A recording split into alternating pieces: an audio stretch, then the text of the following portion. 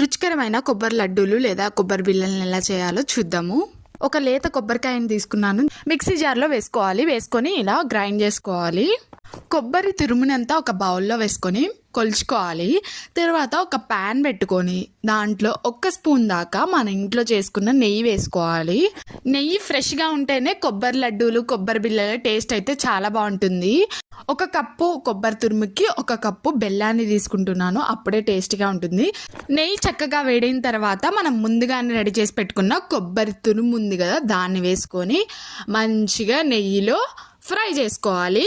కొబ్బరి తురుముని అలా 2 నిమిషాలు నెయ్యిలో వేసుకొని ఫ్రై చేసుకుంటే మనకి కొబ్బరి లడ్డూలు తినేటప్పుడు నెయ్యి ఫ్లేవర్ అయితే బాగా తగులుతుంది. ఇంకా టేస్ట్ కూడా సూపర్గా ఉంటుంది.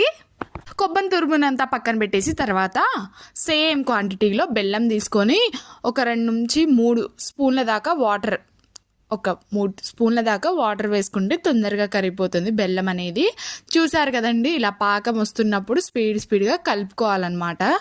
చూసారా, ఇలా డ్రాప్స్ వేస్తే ఒక్కొక్క డ్రాప్ లాగా పడాలి.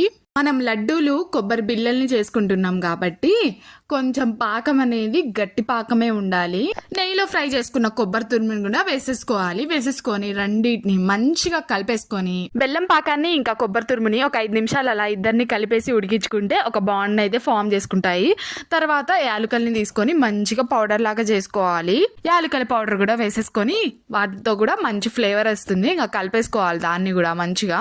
ఇంకా మనకు నచ్చిన అన్ని డ్రై ఫ్రూట్స్, ఏమేమి డ్రై ఫ్రూట్స్ మనకి ఇష్టమో అవన్నీ వేసేసుకొని ఒక్కసారి మంచిగా కలిపేసుకోవాలి.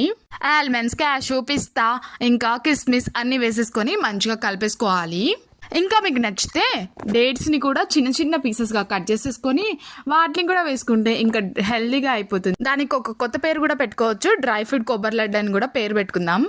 బెల్లం పాకం, కొబ్బరి తురుము, డ్రై ఫ్రూట్స్ ఒక బాండ్ ఫామ్ చేసుకున్నా అని అనిపించినప్పుడు స్టవ్ ఆఫ్ చేసుకొని దాన్ని పక్కన పెట్టుకొని చల్లార్చుకోవాలి.